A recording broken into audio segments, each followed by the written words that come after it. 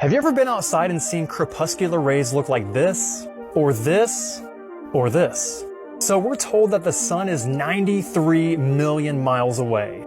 But if you triangulate these rays back to its source, do you really think it looks like it's 93 million miles away? Or what if the sun's actually not that far away and it's within the firmament? Is gravity a real, measurable force, or is it something that's just been completely made up in order to glue together the globe theory? Of course, I'm a conspiracy theorist, and let me just make a disclaimer that I have no idea what I'm talking about. However, this guy tries to explain gravity by putting a heavy thing over some tarp and saying that if you roll a marble around it, that's mimicking gravity. Does that make any sense to you? That's the best explanation that he has, as well as Neil deGrasse Tyson, saying that gravity is the curvature of space and time. But when he was first asked, what is gravity? He goes, next question. You can't really measure it or understand it. It just is. So that's really odd that he can't explain what gravity is when he's apparently one of the smartest people on the planet. So, where in the micro do we see big rocks attracting small rocks and forcing them to orbit around them and creating spherical shapes? I've never seen this in the history of forever. But of course gravity is a real thing. That's why objects fall to the ground, right? It's not relative density and buoyancy compared to the things in the atmosphere around you. All I'm saying is something really doesn't make sense. But do me a favor and look into electrostatic levitation. And just look into how, if you repel the electromagnetic field of Earth, you can actually cause something to levitate above the ground. Entertainment purposes only. This is air traffic control. You're cleared for takeoff. Flight attendants, prepare for takeoff, please.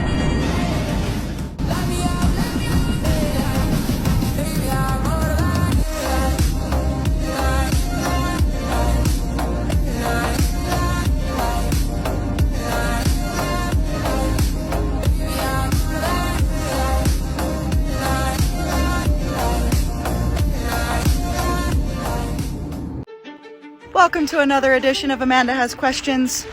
Comments, reply. Thanks for being here. So, verbiage matters. First and foremost, words matter. So, can we talk about the sun and the moon? Yes, I can.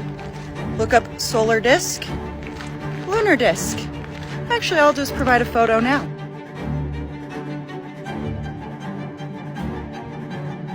Now moving on to the second part of the question about planets.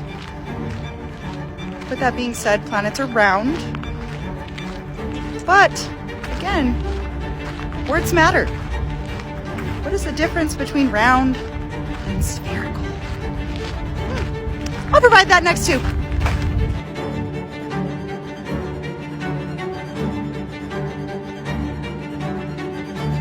And lastly, I'm not voting for anybody. They are just opposite wings of the same bird. So I don't know where Trump comes in, but thanks. Have a great day. Does the moon follow the sun or the sun follows the moon? Again, this is flat earth geocentric topic, along with its incontrovertible data. In this visual, let's have this point of reference. And even our latitudinal motion. We considered the east as a Mediterranean perspective.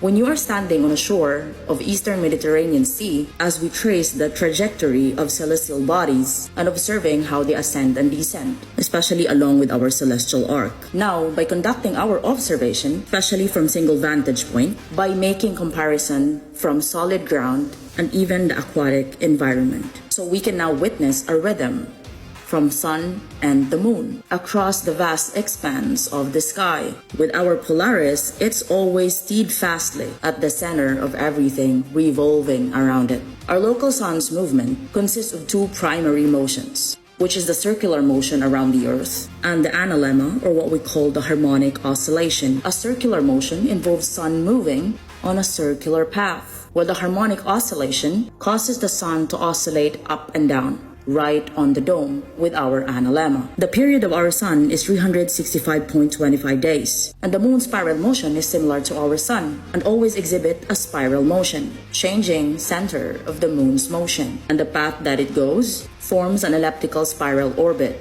The sun makes 28.5 circles in 28.5 days. The moon makes 28.5 circles also in 28.5 days. So each day, the moon lags behind the sun exactly by 12.8 degrees. So when you are observing the analemma, you have to wait for a little for the moon to arrive at the position, because again, the moon lags behind our sun, exactly like the moon chasing the sun. So let's put it this way. One day is considered 24 hours, but the daily motion of the moon moves 360 degrees. Let's minus that by 12.8 degrees, which now equals to 347.2 degrees. So it's a full period of complete 360. It's gonna be 24 times the 360 divided by 347.2, which is gonna equal 24.88 hours. So which then now equals to 24 hours and 52 minutes to be exact, just to complete its motion. That's why we call it lagging.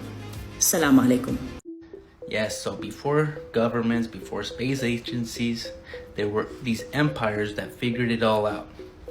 They did the math, the Romans, the Greeks, they saw the shadows, they just figured it out. They were the smart ones. But before these empires, there were kingdoms. These kingdoms, so for some reason, they didn't know the math. They had the same sun, rising, setting, the same moon. Oh, look, it looks spherical. Sphere. That just never came up in their mind.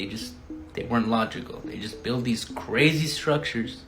You can't fit a piece of hair between the cracks of the stones, precisely cut stones, very heavy stones. We're still wondering how they got there. Wondering, we know, but it's just too much knowledge, too much truth in how they built those. Pyramids all over our flat plane. They believed in a flat world, but they didn't figure it out. They were ignorant people. They knew about the celestial events, the eclipses. On this day, there's gonna be an event. The moon will go in front of the sun. And it happened. And that's how they controlled the masses. There's nothing new under the sun here. Like, the space agencies today, they're not doing the same thing today. That is not what's going on. You could believe that if you want. But a really nice piece of history that everyone should be aware of, that there's only been 24 men that have gone far enough to see this with their own eyes. Only 50 years ago. 50 years ago. It's like that we're getting smarter, going up. But like, we're just gotta figure it out again.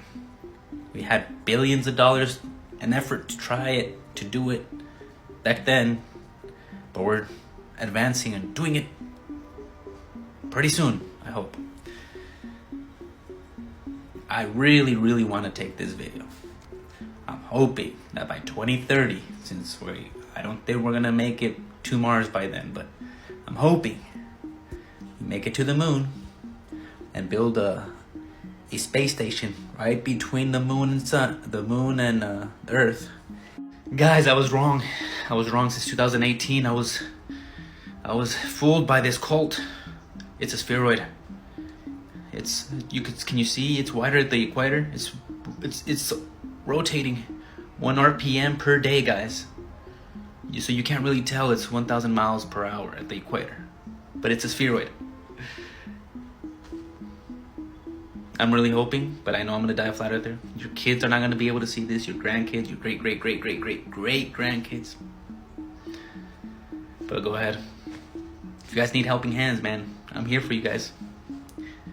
It's like I'm willing to serve you guys, to get you guys out of your delusion as fast as possible, but just let the show continue. For those of you flat earthers out there using earth curve calculators to calculate your long distance photography, and a glober comes and says, oh, you need to account for refraction. Here's proof that the refraction slider on the Walter Bislin earth curve calculator is math magic, it's sorcery. I made an observation. 1 foot observer height, 24,900 miles, and the target height was 100,000 feet. This is an impossible observation. It's like if you were standing here looking that way and the target was behind you, right? And you had to look all the way around the entire globe to an object that's actually behind you like a mile. So here's the object behind you. You had to see all the way around the globe. So globers grab their sorcery slider, is what I'm going to call it. The refraction slider. As long as it's at the very end, it's going to make any observation possible. Look, you'll pull it back a little bit, nothing. Then you slide it to the very end, max, and there it is. Doesn't matter how far away. This is the weirdest story I've ever seen. Did you know Lance Bass from NSYNC was supposed to go to space with the Russians? But then the Russians held him hostage or something? Lance Bass was kicked off a Russian space flight 2 decades ago. Now he's back. Look at this direct quote from Lance Bass. Apparently he'd been planning to go to space with the Russians and stay on the space station for 10 days or something like that. He teamed up with Hollywood and tried to raise $20 million so he could go stay on the space station for 10 days. All to just be kicked out of the base and held at point and all that stuff. He went to the lengths of getting surgery, heart surgery, because he had some problems with his heart and thought that going to space was going to mess with that. Apparently, he always wanted to be an astronaut, and NSYNC called his name, and he ended up being, Lance Bass. But I guess his passion is still in space exploration. He's trying to go. But when he finally did try to go, Russia pretty much took him out. Wasn't it a Russian cosmonaut who whistleblowed and basically said, yeah, all that space exploration stuff is fake? You should have known, Lance.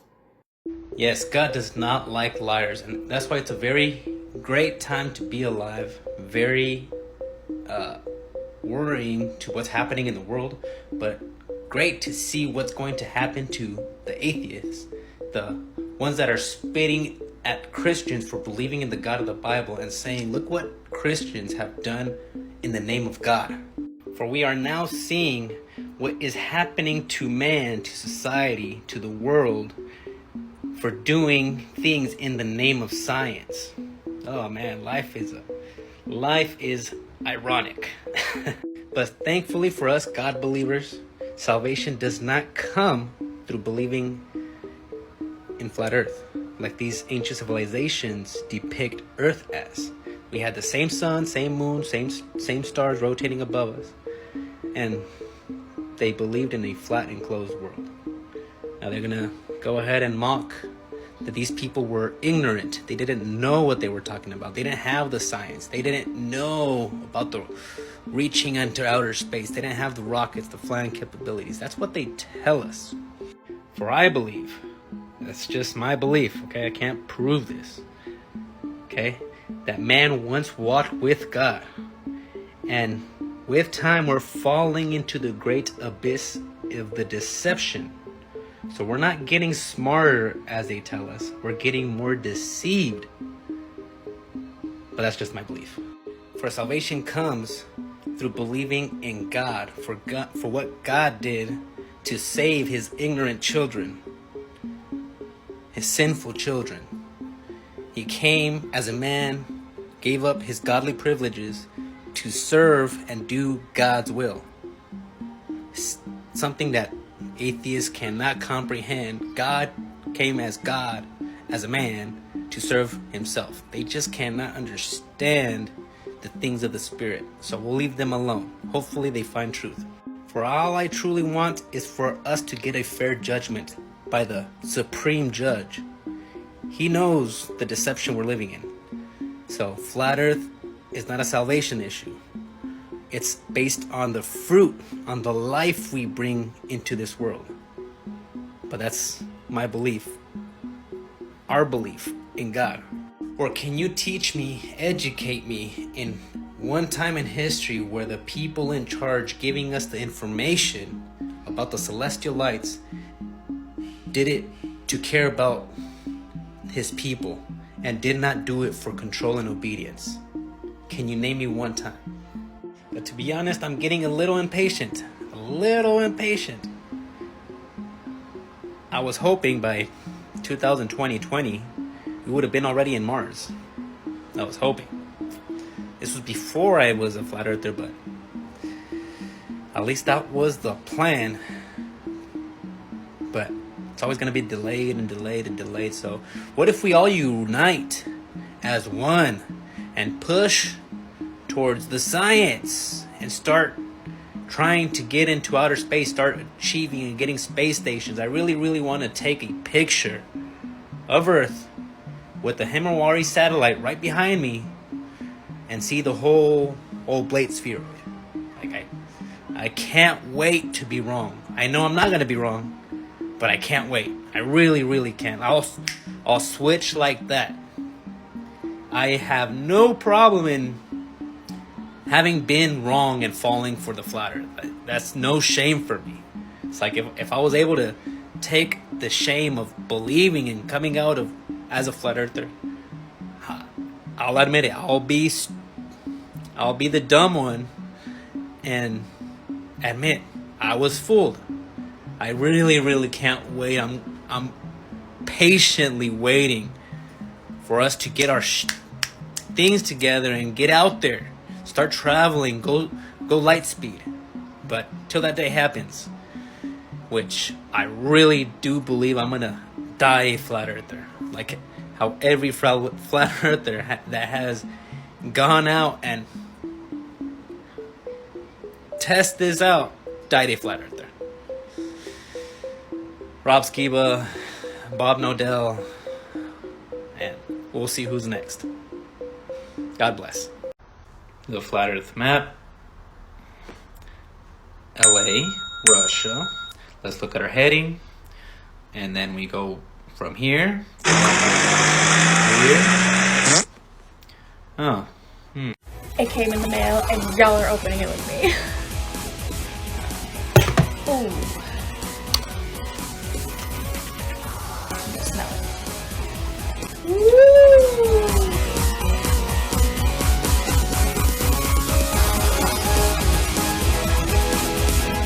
Here we go.